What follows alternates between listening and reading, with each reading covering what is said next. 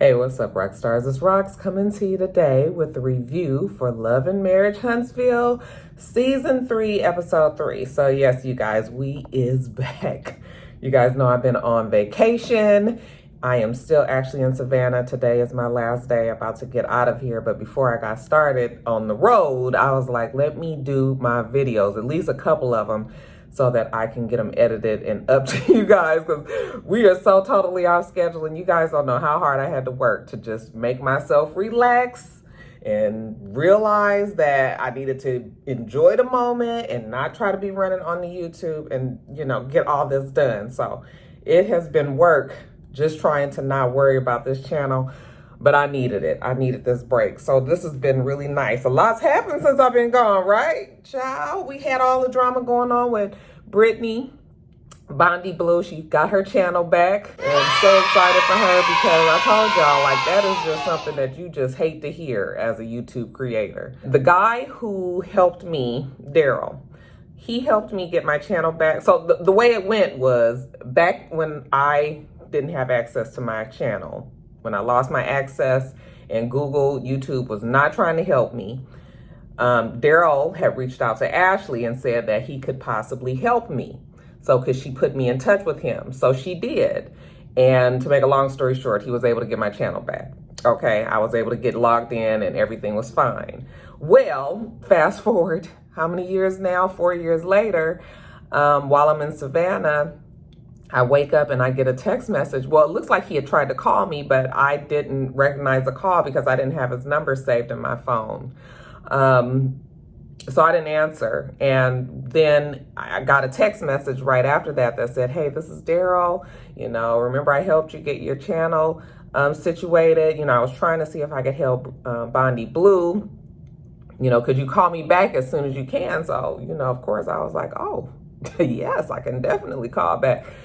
So I called him back and he was like,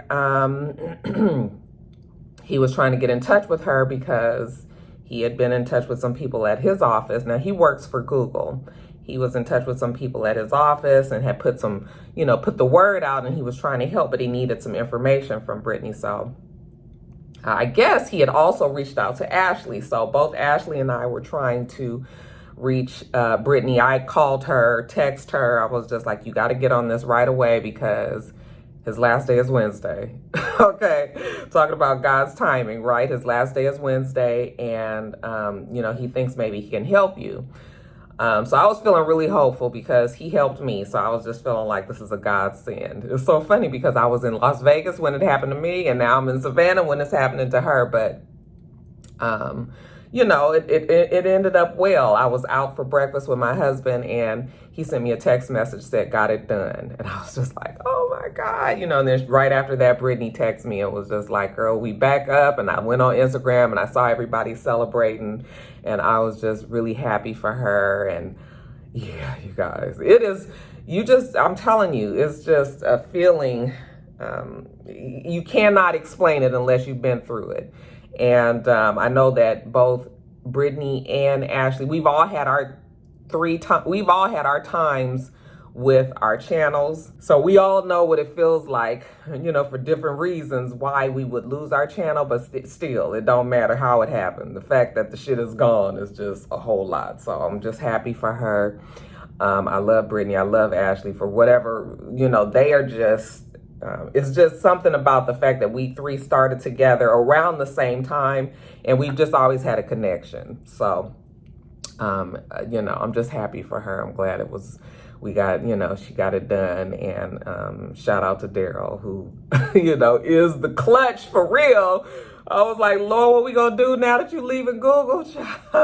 What is we gonna do? But, you know, God take care of his babies. You guys, anyway, the review for Love and Love and Marriage, Huntsville. Let's get to it, shall we? All right, you guys, so the show opens with Mel having some get-together time with Tish. She said that, you know, her and Letitia, they They've had bad history in the past, but you know what? Now that they're trying to both move forward, you know, when she went to Letitia's graduation party, they had a good conversation, and you know, she just feels like they can continue on this path. So she's invited Letitia over to her house so that they can just continue talking. So Letitia comes on over, bearing gifts. You know, she's like, oh, you know, this is my first time coming over here. So I brought gifts. So she gives Mel a bag. She tells her that it's her and Marceau's new business venture. Okay, and it's some damn chocolate champagne. She was like, it's chocolate in a bottle. Every time she would say chocolate in a bottle, I was just like, oh, that sounds disgusting. I'm sure they have chocolate wines and champagnes out there, and every one that I think of, I don't think I would like. So this is no different. But she brought that over for Mel to test. Okay, so when she gets inside and she gets settled down, Mel pours them a glass of that chocolate in the bottle. Chocolate in the bottle. She pours her a glass and they sit down and talk. So what's been going on? Okay, well, Letitia got a lot of things going on, you guys. You know, she's got a cigar event. It's cigar week out in Texas somewhere, Houston, I think she said. So they're going to be going to that. And then also they're working hard on this chocolate in a bottle because, you know, they want to push that out. You know, they're going to have a tasting event for that as well. So yeah, it's all falling in place for Marceau and Letitia. What about you, Mel? Mel says, well, you know, she's learning about herself. That's what she's doing. She's relearning herself, okay? And that the fact that, you know, maybe people haven't been that sensitive to her time, you know, respective of her time. She's got a lot going on, you know, all her businesses, and she's singing, and she, you know, out there, and she's building houses, and, you know, Mel is a little bit of everything. And Letitia was like, oh, I'm loving this new Mel. And Mel was like, well, I don't think it's a new Mel. I think it's, you know, relearning herself, okay? She's always been the same Mel. It's just now that she's free, you know, she's free again. And Letitia was like, yes, that's right, because when we first started going out, you know, you was a lot free, and you did. She's like, yeah, you know, I'm getting back to that. So Mel is getting back to the way she was. Letitia starting this whole new life, okay? Anyway, speaking of Letitia and Marceau, how are you guys doing? Well, she says that they doing good. You know, they in a better place, and you know, they just want to try to keep the spice going in their relationship, you know, because I guess things can get pretty boring every now and again. You know, she said that she did get some sex toys, but Marceau wasn't with that, so she had to return those. And I was like, what man doesn't like sex toys? That is so funny to me whenever I hear that. I thought all men liked it, but there's actually a group of men out there that's not okay with it. But she said, yeah, they're doing good. COVID brought them closer. You know, they in the house, it's them and the kids, and, you know, they just really have to concentrate on each other. So that's actually been a good thing for them. But Marceau has been busy. So they got this trip going to Houston, and she's hoping that, you know, while they're out there, you know, they can kind of reconnect on a romantical level.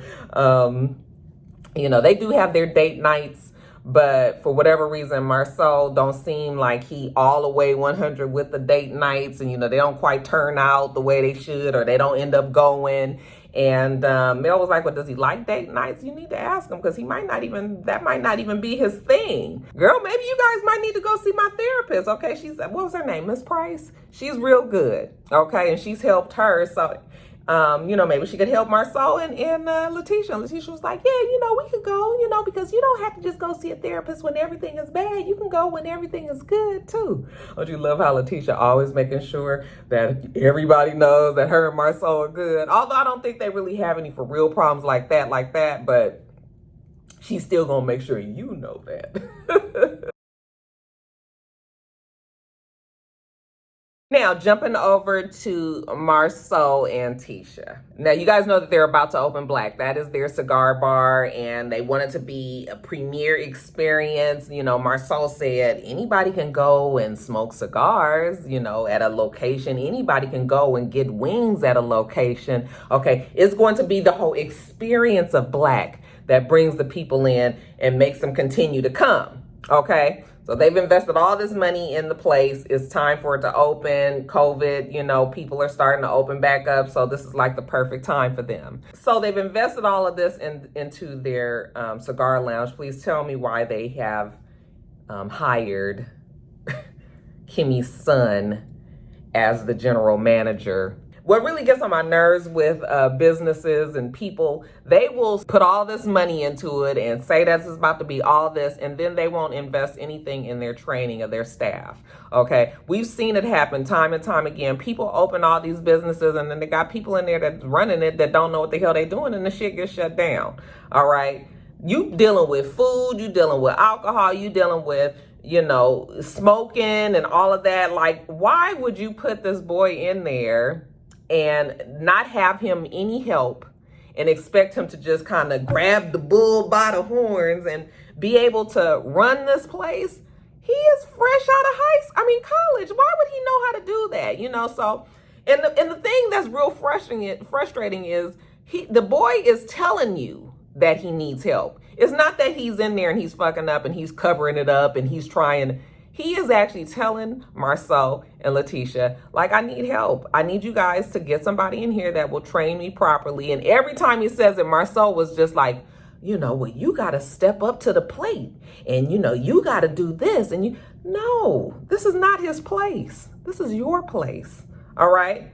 And yes, you don't have to be in there every day to work it, but until you get somebody that knows what they're doing, then you probably will need to be there, okay? Or you put somebody in place that can help. But I was just listening to that conversation with Marcel and him, and I was like, Marcel cannot be this stupid. Now, you cannot. This has got to be for the show, because I am sure that you have seen businesses, restaurants, clubs, bars, lounges. You've seen all these places shut down for the exact same reason, okay? Management, running the spot. So I was just like, he's just stupid. Marcel does say that, you know, he doesn't want him to fail. So, you know, he'll make sure that he helps him out. But something tells me that he ain't gonna get the boy the help that he needs. First of all, he seems like he's somewhat cheap, you know, and I'm sure with this kid fresh out of college, you know, you ain't got to pay him as much as what you would pay somebody that's really a general manager. So how you gonna bring in somebody that's an assistant general manager,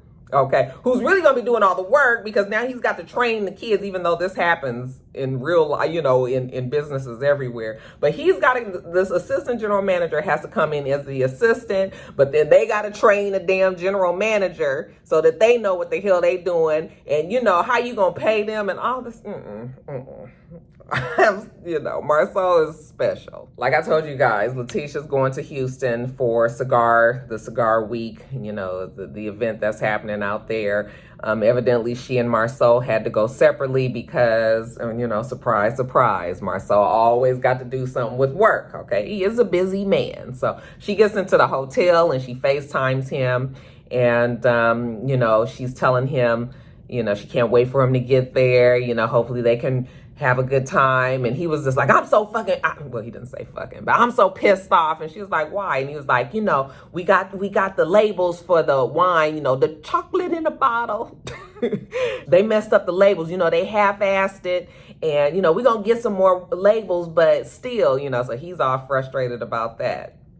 Well, Letitia is hoping that, you know, she's just ready for him to come down there to Houston. So she's trying to reroute him back to that. You know, oh, baby, when you come down here, you know, we can try to have a good time, you know, and she wanted some romance in it. He was like, oh, yeah, baby, we can have sex. She was like, yeah, that's not exactly what she was talking about. And he was just like, oh, okay, well, you know, we can do the candlelight dinner, you know, go back to the room. But, you know, his end all be all is always going to be the sex. And that's not really the romance that she was talking about. But I guess with Marcel, you got to take whatever you can get, child. All right, you guys, let's talk about our resident dummy, Martell. Child, I be trying with Martell. I don't even actually, I don't dislike Martell. I just think that he's not smart, you know? And it's just, he used to frustrate me when I first started watching the show, but now I just look at him and I just feel sorry for him because he just doesn't even have any clue. Anyway, he's over at his mom's house. You know, Mama Holt, she's got snakes, so he has to put the repellent out there to help her. And then they sit down and talk. And this conversation was pretty interesting because I don't know how I feel about it. So Martell is telling his mom what happened, when he went to go pick up the kids. He said, not only did Mel close the door in my face, but who opened the door in my face? She was like, who? He was like, Van, talking about Mel's mom. And, he said that Van started getting disrespectful and he didn't like that. And she was just like, oh, really? Like, Mama Holt. Now, let's just kind of rewind the clock. I don't think that I've ever felt like Mama Holt has held Martell accountable. I think there's only been 1 or 2 times where I really felt like she was so upset that she actually let him have it. Okay. And I think that was probably last season when she was just like, I know the reason why you guys met, are breaking up is because of you, something that you did. Okay. That was really the only 1 or 2 times. I can't even think of another time, but that was really the only time that I could think of where she actually did hold him accountable. This is on you. Okay. I'm not sure what then happened because now the mom, she's not necessarily taking, I think it's a lot of water under the bridge. So she's not necessarily taking the, that's not none of my business kind of stance. It's almost sort of like she is co-signing Martell to a point. Okay. When he's telling her how Van was disrespectful to him and he didn't like that, he tried to hug her, she didn't hug him back and all of that. And, she was just like, she just needs to stay out of it, be like me and don't be in it. No, maybe you need to have a talk with your son. Listen, don't nobody know their kids better than the parents. All right. I know my kids. I know their great points. I know they fucked up points. All right. If I'm not going to be the one to tell my kids where they were wrong, then I am not setting them up for greatness. Okay. You have to have that impartiality in you to let your children know when they are fucked up. And I get it. Mama Holt loves Martell. He's been the success in the family. I'm sure he's helped her a lot and, done all that he's done for her.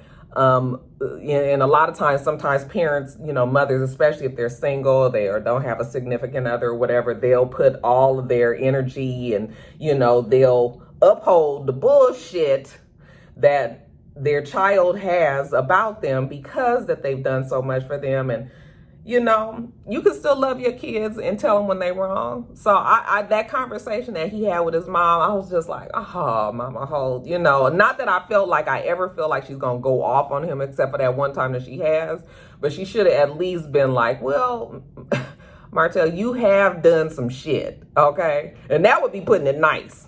Martell has done a lot of shit. What do you guys think about that conversation that she had with him? I definitely feel like she maybe feels a little bit differently because of all the water under the bridge. And I'm sure Mel has said some things and Vanessa said some things and the mama has seen it and probably it's harder for her to just kind of stay out of it and not have anything to say. I mean, I get it. Shit happens and all that, but still, a fucking spade is a spade. You need to tell Martell about himself. Quit making him feel like he didn't fuck this whole thing up because he did.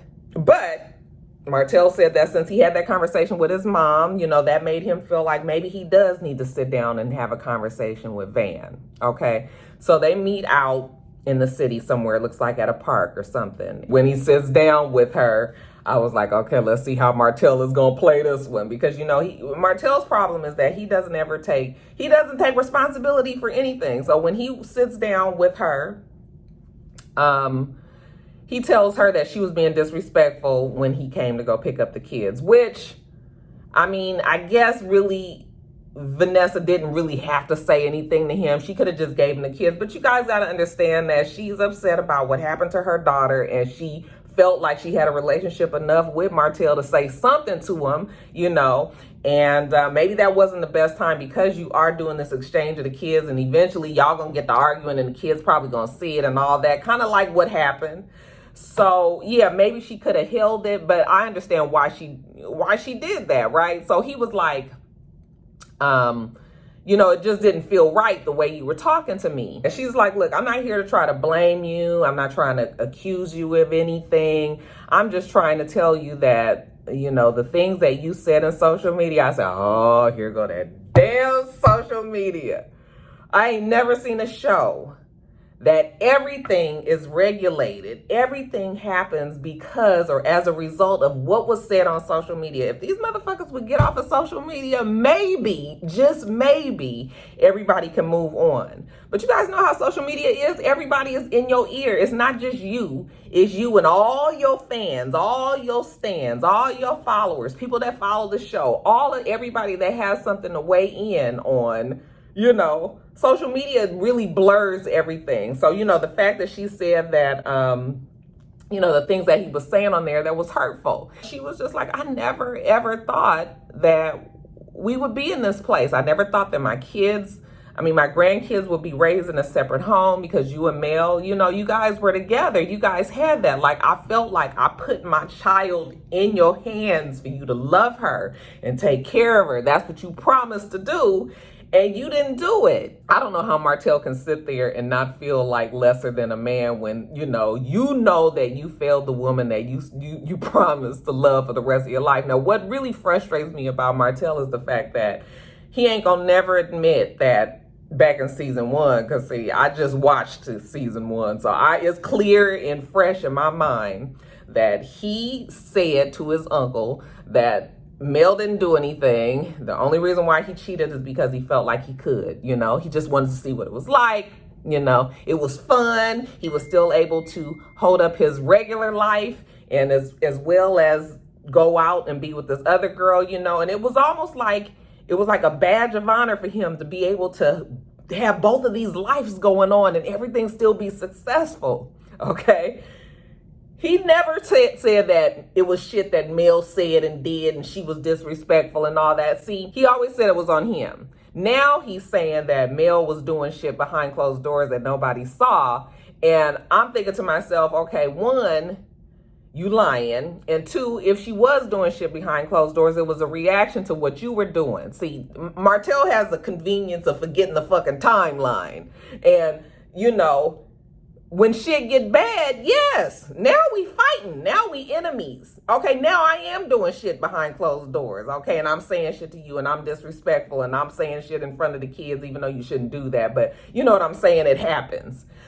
Yes, that's when that kind of stuff happens, is when everything has already gone bad. But Martell seems to think that Mel was doing that at the beginning. All right, and Vanessa was like, that's not how I remember it. Like, you guys were good. Everything was good.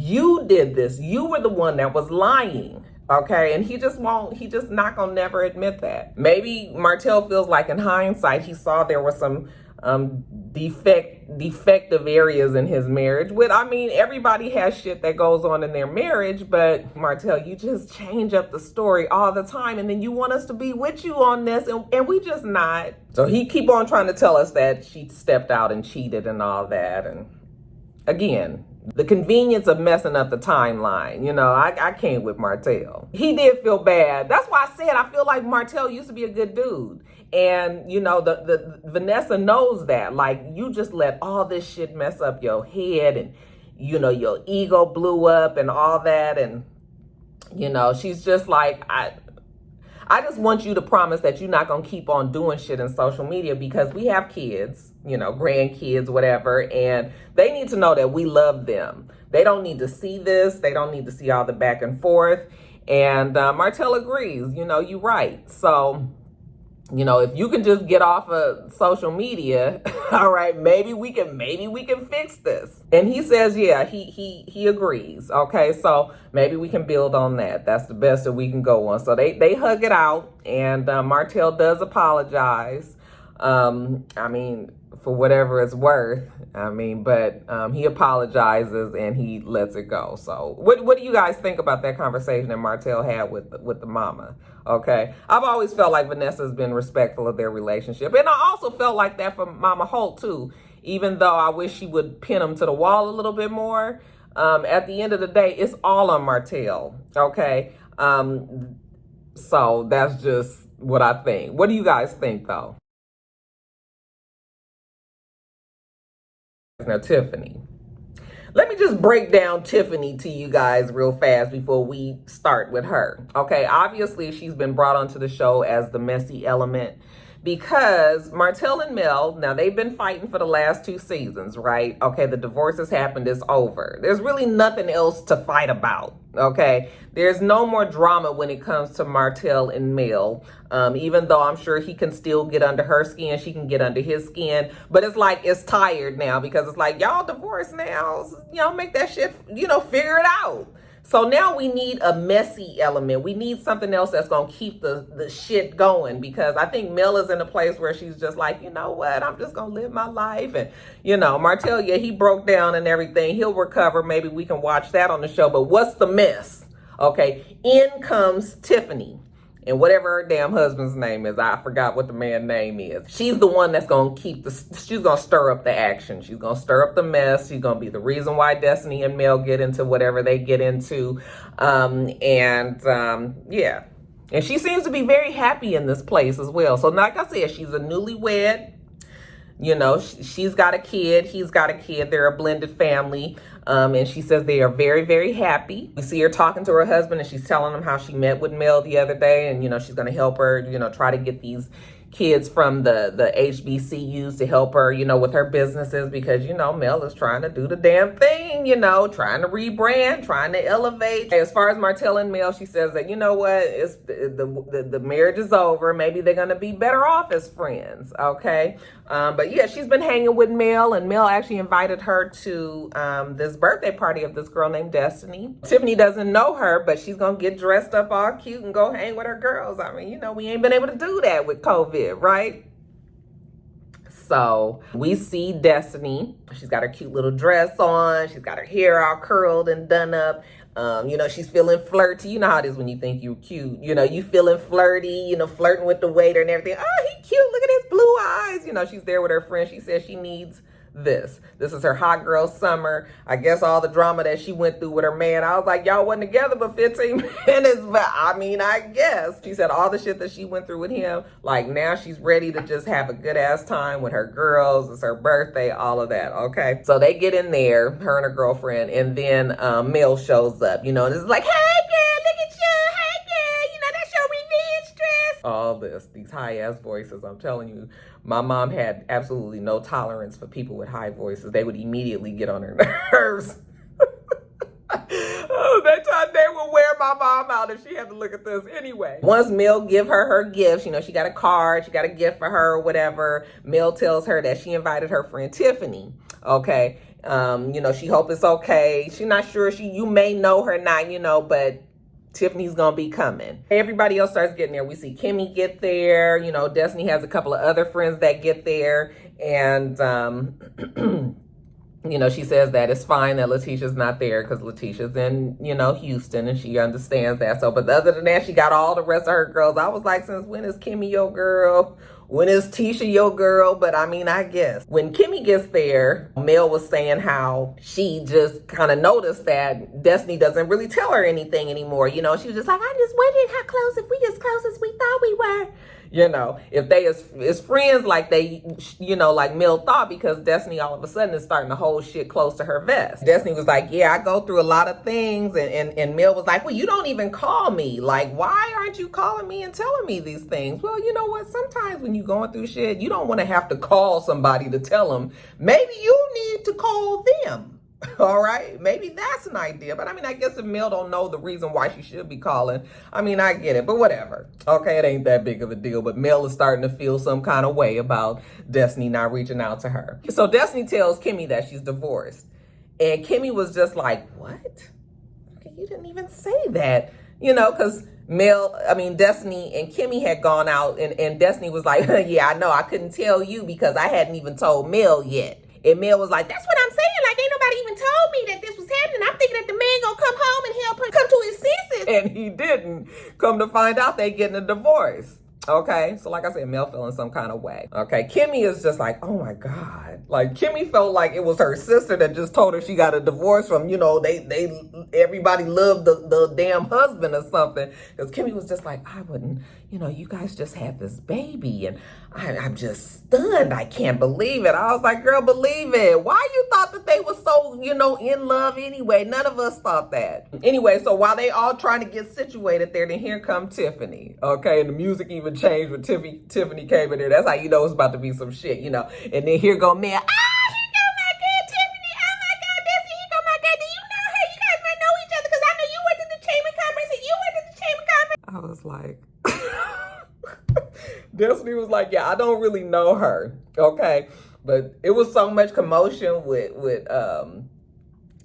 Mel and Tiffany when she walked in. You know, Destiny finally jumps up and was just like, yeah, I don't know you, girl, but you had my birthday thing, so who are you? Kimmy tells us that everybody knows Tiffany, you know, and the fact that she just got married is evidently her husband didn't know she was getting married. I couldn't quite figure out the story, but from what it seems is that, well, obviously they have money, and she got the new baseball stadium and had a surprise wedding for him. So he didn't know he was getting married that day. I was just like, where they do that at? Women, please don't do this. Don't do this. But just the fact that she was able to pull that off, I was like, okay, maybe we see that she might wear the pants. And see, you got to read between the lines on these type of stories, you guys. They sit down and, you know, Tiffany and Kimmy are going back and forth like, oh yeah, my husband and your husband, you know, they went to A&M, right? Your husband went to A&M, Marcel went to A&M, Maurice went to A&M. Okay, so that's how they kind of know each other. Kimmy was like, yeah, we see each other, you know, at the games. And then Kimmy's son, well, Monster, Maurice's son, Kimmy's stepson, and Tiffany's son, you know, they play football together and they see them, you know, at that. And Tiffany was like, yeah, you go, because wasn't Monster caught in the bathroom like vaping? And I was like, girl, you just gonna jump right in there, ain't you? I mean, this bitch already coming in there with the mess. Kimmy was just like, why is it that she's telling this child's business here? That's the first problem. Secondly, why do I have to hear from her and not from Maurice? Okay, so messy boots. And then the conversation swings around to the fact that Kimmy's son, what the boy name is, y'all can't even think of his name right now, but Kimmy's son, the one that Marceau got running the damn place as the general manager, he has a crush on Destiny. You know, Destiny think it's so funny. And I almost was like, Destiny, now you ain't gonna be trying to do something with this little boy now, is you? Okay, now he is young. Destiny is not old, but you too old for Kimmy's son, and he already just wet behind the ears, still like, girl, don't even go there. But she thinks it's cute, and then I guess it kind of gets on Kimmy's nerves, so she just kind of pokes at Kimmy in that way. But when Destiny had told Kimmy that, you know, she just noticed that, you know, she could tell that the son had a crush on her. And Kimmy was just like, girl, it didn't even matter because you was married. Okay, but like I said, she not married. And that's why Kimmy was just like, oh my goodness. And, for some reason, this conversation sparked the memory of Tiffany. Tiffany says, oh, girl, I remember you now. I remember because your husband, her husband at the time, he had got an award. Like he was like the next who's who in Huntsville or something. And we had came to the event and I came up to you and I was like, girl, yeah, I met you yesterday. Like, yeah, I love the outfit that you had on yesterday. And evidently Destiny told her that wasn't me. And Destiny was just like, why is she bringing this up at my birthday? Like, how is it that I'm supposed to be trying to welcome you to here and this is how you make me remember you? Now, Destiny had, the reaction that Destiny had, I was just like, no, Destiny, you playing it wrong, girl. Don't get up, because that's what this girl is trying to do. She's trying to ruffle your feathers, okay? Destiny was embarrassed, I guess, because the husband was caught, you know, the husband was caught cheating, evidently, you know, apparently. I just wish Destiny would have been like, bitch, first of all, you had just saw me supposedly the day before. Wouldn't you have noticed that my face looked different than the other bitch's face? But now you're going to sit here and try to say that you thought that I was that person. Cut that shit out, Tiffany. Okay? So I hated that Destiny got up and left because I was just like, you letting Tiffany, you can't let her get you like that. Come back with something. Okay? You could at least just say, well, it don't matter now, honey, because we ain't together now. He can be with that bitch and many other ones, as many as he want at this point. But instead she was like, excuse me, I'm leaving. Okay? And they was like, no, don't go. You know, even though she's embarrassed everybody. What about Mel? Mel also was messy because Mel knew everything that was about to take place at that table, but she tried to act like she didn't. Every time she does that dumb look on her face where she goes, she always got to turn her face like, girl, You knew that that girl was about to come in here and blow the spot up. So Mel is her own brand of mess. Anyway, when Destiny goes off to the bathroom and leaves and all of that, then Tiffany says in the confessional that, you know, she felt like Destiny was being overly dramatic. It wasn't that big of a deal. You know, it was no need for her to get up and leave like that. But, you know, if that's what she wants, she can go cry in the bathroom. You know, she just trying to be there and celebrate this girl's birthday. Is that all you trying to do, Tiffany? Bitch, we got your number. If you're going to be a fucking mess, just say that. Don't come on here trying to act all innocent. Anyway, you guys, let me get on off of here. I got a whole bunch of other videos to do, you guys. Make sure you rate, comment, and subscribe to the channel. I'm itsrox. The channel is itsrox.